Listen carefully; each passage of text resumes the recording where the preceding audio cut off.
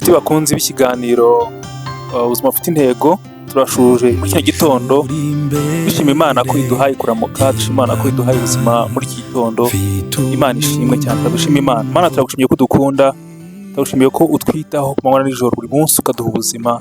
Uduhaye igitondo cyiza cy'umugisha, uduhaye umugisha wo kubaho bundi bushya, uduha andi mahirwe yo kongera gukora umurimo wawe uko waduhamagarira. Urakoze Data, tugiye kuganira ku gitabo cy'ubuzima bufite intego. Ubane natwe n'umugisha wawe, kandi ubacyumva bose bafashe wawe hafi, bagire neza wo mu izina rya Yesu, amen. Inshuti bakunzi, uyu ni umunsi wa mbere w'ikiganiro. Ndagira ngo nsome nk'uko byanditse muri iki gitabo. Mbere na mbere Imana, kuko ibintu byose hadasigaye na kimwe, ari ibyo mu ijuru cyangwa ibyo mu isi, biboneka n'ibitaboneka, buri kintu cyaremwe nawe, kandi muri we niho bibonera ibisobanuro.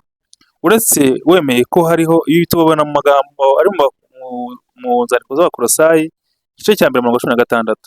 Uretse wemeye ko hariho Imana, ubundi kwibaza intego y'ubuzima ntacyo byakugezaho. Uwo ni umugabo w'umuhakanyi witwaga Bertrand Russell, niwe wanditse mu magambo aravuga ngo uretse kwemera ko hariho Imana, ubundi utayemera kwibaza intego y'ubuzima nta kintu byaba bikumariye. Ntubereyeho gukora ibyo wishakiye. Intego y'ubuzima bwawe isumba kure gushaka gusohoza imigambi yawe, kugira amahoro y'umutima cyangwa kwishimira kubaho.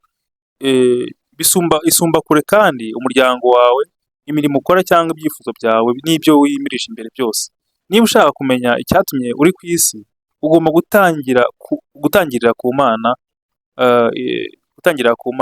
Wavutse kuko yabigambiriye, kandi uvuka ngo usohoze umugambi wayo. Intego y'ubuzima yabereye abantu amayobera kuva imyaka ibihumbi n'ibihumbi, ariko byose biterwa n'uko iteka dusangiza gushakira ahatari ho, twirebaho, twibaza ibibazo bitugarukaho ngo ese ndashaka kuba iki? Ese ubuzima bwanjye nzabukoresha iki? Intego y'ubuzima rero, intego z'ubuzima zanjye ni izihe? Ibyifuzo byanjye ni ibihe? Ejo hazaza nzaba nageze kuki? Ariko kwirebaho ntabwo bizigera biduhishurira intego y'ubuzima bwacu. Bibiliya iravuga ngo Uwiteka niwe uyobora ubuzima bw'ibyo yaremye byose. Ubuzima bw'umuntu wese buri mu butware bwe. Nubwo ariko ibitabo bivuga cyangwa se bigurwa na benshi bivuga, na sinema ndetse n'amahugurwa menshi akaba ari byo yigisha, ntabwo uzigera utahura intego y'ubuzima bwawe uyishakira muri wowe. Kenshi twagiye tunabigerageza, ariko kuko atari wowe wiremye, ntushobora kwisobanurira ibyo waremewe. Nguhereje igikoresho gihimbwe vuba utigeze ubona na rimwe, ntabwo ushobora kwisobanurira icyo cyakorewe, kandi nacyo nticyashobora kukubwira icyo cyakorewe. Umuhanzi wacyo cyangwa igitabo gisobanura imikorere yacyo byita kataloge, nibyo bishobora kukubwira icyo cyagenewe gukora. Nigeze kuyobera aho nari nagiye gutembera mu misozi, mageze nyoboza inzira igeze aho twari dukambitse, barambwira bati ntushobora kugera iyo ugiye keretse unyuze indi nzira, udaciye muri iyi nzira. Ugomba gusubira ku rundi ruhande rw'umusozi, akaba ariho utangirira. Ni muri ubwo buryo nawe utazigera uhishurirwa intego y'ubuzima bwawe uyishakamo. Ugomba gutangira ku Mana, umuremyi wawe uriho, kuko Imana ishaka kubaho waremwe n'Imana, kandi uremerwa Imana. Kandi igihe cyose uzaba utarasobanukirwa ibyo ngibyo, ntabwo ubuzima bwawe buzasobanuka. Mu Mana honyine niho tumenyera neza inkomoko yacu, icyo turi cyo, icyo tumaze, intego yacu, agaciro kacu, ndetse n'iyo tugana. Izindi nzira zose ntaho zizatugeza. Abantu benshi bagerageza kwitwaza Imana ngo bagere ku ntego zabo bwite, ariko ibyo ni ugucurika ibintu, kandi ntabwo bazabigeraho. Waremewe Imana ntabwo ariyo yaremewe abantu. Kandi intego y'ubuzima ni ukureka Imana ikagukoresha ngo isohoze imigambi yayo. Si wowe ugomba kuyikoresha ngo usohoze imigambi yawe. Bibiliya iravuga ngo gusohora guhora uhanze amaso kuri wowe ubwawe ni nko gufata inzira itagira aho ikujyana, ariko gutumbira Imana bidukura mu mfunganwa bikadushyira ahagutse, bizana umudendezo. Nasomye ibitabo byinshi bivuga ku guhishurirwa intego y'ubuzima bwanjye, byose wabishyira mu murongo w'ibitabo byigisha kwirwanaho, kuko byigisha bihereye kuri wowe ubwawe. Bene ibyo bitabo byo kwirwanaho, kabone n'iyo byaba byitwa ibya gikristo, usanga akenshi bikurikira intambwe zikujyana ku kubona intego y'ubuzima bwawe. Birakubwira ngo banza utekereze icyo ushaka kugeraho, byose usobanure neza ibyo uha agaciro kuruta ibindi, wihe intego, umenye neza ibyo uzi gukora neza, wihe intego ziri hejuru, ngo uhaguruke uziharanire. Uzirikane kugira gahunda, wizere ko nta kizakubuza kugera ku ntego wihaye, kandi ntuzigere ucogora. Simpakana ko bene izo nama zigeza abantu kuri byinshi.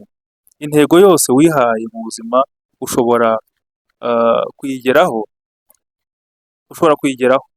uramutse uyishyizeho umutima wawe wose, ariko kugera kuri byinshi no gusohoza intego y'ubuzima bwawe ntabwo ari kimwe. Ushobora gusohoza intego zose wihaye, ukaba ikirangirire kimenywa na bose mu maso y'isi, nyamara ukaba utarashohoje intego Imana yari ifite ikurema. Ukeneye rero inama isumba izo zo kwirwanaho. Bibiliya iravuga ngo kwirwanaho ntacyo bimaze, kwitanga nk'igitambo niyo nzira yonyine, niyo nzira yanjye yo kubona ubugingo nyakuri. Bibiliya ntabwo kiri muri urwo rwego rw'ibitabo byigisha kwirwanaho. Ntabwo ari igitabo kizakwigisha uburyo bwo guhitamo akazi keza, cyangwa uburyo bwo gusohoza inzozi zawe, cyangwa uburyo bwo gutegura ubuzima bwawe. Ntabwo kizakwigisha amayeri yo gutsindagira imirimo myinshi muri gahunda iyo umaze gukubana myinshi. Bibiliya nicyo gitabo kiguhugurira kuba icyo Imana yakuremeye kuba cyo. Wahashurirwa ute rero intego Imana yari ifite ikurema? Ifite uburyo bubiri gusa bwo guhitamo, bumwe muri bwo ni ugushakisha nk'ukora ubufindo.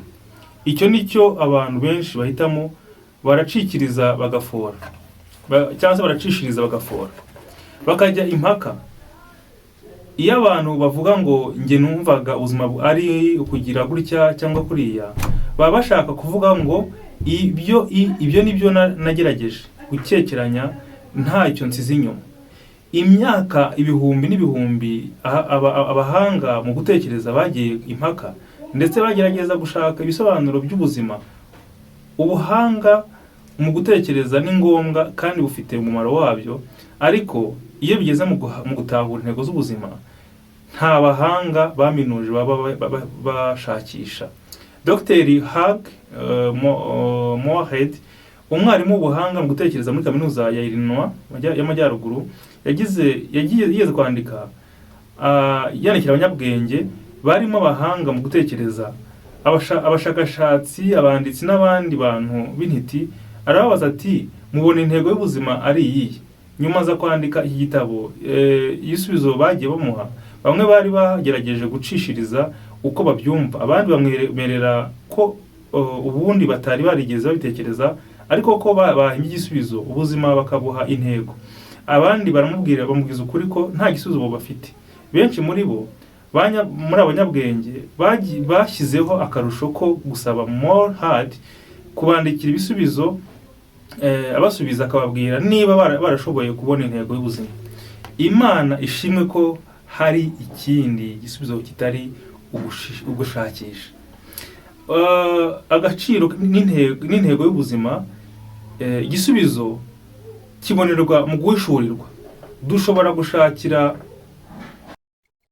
Ntabwo byoroshye kumenya umumaro w'ikintu utabanje kubaza mu by'ukuri wakiremye cyangwa wagikoze. Ni nako byagombye kugenda ku buzima bwawe. Niba ushaka kumenya intego yabwo, baza Imana.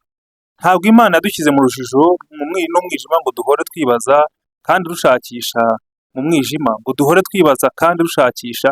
Imana yahishuwe neza intego eshatu z'ubuzima bwacu. ikoresha Bibiliya. Nicyo gitabo cy'uwaduhanze gisobanura neza icyo tubereyeho, uko ubuzima bukora, gisobanura neza icyo tubereyeho, uko ubuzima bukora, ibyo tugomba kwirinda n'ibyo tugomba gukora, ibyo tugomba gutegereza biri imbere hazaza. Bibiliya isobanura neza ibyo bya bitabo byigisha kwirwanaho cyangwa n'ibindi by'abahanga bitashoboraga gusobanura. Bibiliya ivuga ngo ubwiru bw'Imana bugera imbere mu migambi yayo, ntabwo buduhishurira iby'iki gihe gusa, butubwira n'ibyahise, iby'Imana yashyiriyeho imbere y'ibihe, n'ikizaduhesha ubwiza buruta ubundi. Ntabwo Imana ari intangiriro y'ubuzima bwawe gusa, ni nayo soko yabwo. Kugira ngo ushobore kumenya umugambi w'ubuzima bwawe, ugomba guhindukira ijambo ry'Imana aho gushakira mu bwenge bw'isi. Ugomba kubaza ubuzima bwawe, ugomba kubaka ubuzima bwawe ku mahame adakuka y'ibihe byose, aho kwishingikiriza ku buhanga bw'abanyabwenge cyangwa kwiteramo ibitekerezo byiza cyangwa inkuru yo kwirema umutima. Bibiliya itubwira neza ngo muri Kristo nimwo tumenya abo turi bo, n'icyo tubereyeho. Kera tutari twumva ibya Kristo ngo duhabwe ibyiringiro, yari yaratumenye itugenera kuzabaho mu bwiza ngo isohoze umugambi ikorera muri buri kintu na buri muntu. Uyu murongo uduhishurira nibura ibintu bitatu ku ntego y'ubuzima bwawe. Icya mbere, umenya neza uwo uriwe n'intego y'ubuzima bwawe. Icya kabiri, Imana yari igufite mu bitekerezo byayo. Icya gatatu, intego y'ubuzima bwawe iri mu rundi rwego rwa gahunda ndende y'ibyaremwe byose. Icyo cya mbere twavuzeho rero kivuga ko Yesu niba ufitanye ubusabane na Kristo, ndaza gusobanurira uko ushobora gutangira. Icya kabiri kivuga neza nuko niba Imana igufite mu bitekerezo byayo, mbere y'uko utangira kuyitekereza, imigambi yayo ku buzima bwawe yari iriho mbere y'uko usamwa inda. Imana yiteguriye mbere y'uko ubaho, itabanje kutugisha inama. Ushobora kwihitiramo akazi ukora, ukihitiramo uwo muzubakana urugo, ugahitamo n'uburyo uzakoresha igihe cyawe, ndetse n'ibindi byinshi byerekeye imibereho yawe, ariko ntabwo ushobora kwitoraniriza intego z'ubuzima bwawe. Intego ya gatatu twavuze, gahunda y'Imana yashyizeho isi itarayabaho, nibyo igitabo kikubwira. Umwanditsi w'Umurusiya Andrei Bitov yakuriye mu butegetsi bw'abagikomunisite bwahakanaga Imana, ariko umunsi umwe ubwo yari yihebye, Imana iramwishurira. Yanditse ngo ubwo nari maze kugira imyaka 27, ubwo nari muri gare ya moshi inyuma munsi y'ubutaka muri metro niko bayita ya Leningrad, ubu nibwo hitwa St.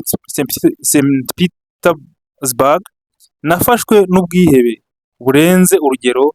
Nibwo numvaga ntinye ubuzima bwanjye burangiye, nta kwizera ejo hazaza, nta kwizera kumva mfite agaciro.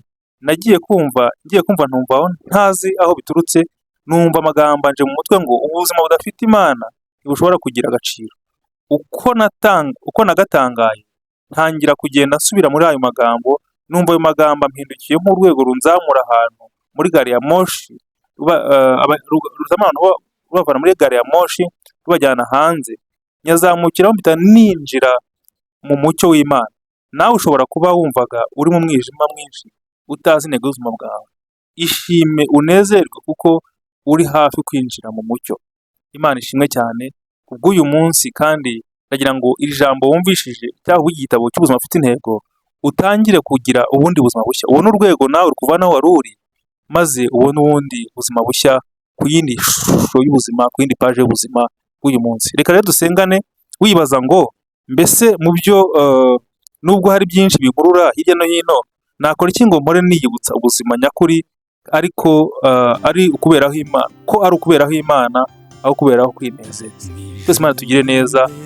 Mbifurije umugisha n'amahoro bitangwa na Kristo umwami wacu twizeye, uduha ubuzima akaduha n'icyerekezo cy'ubuzima. Mu izina rya Yesu umwami wacu, amen.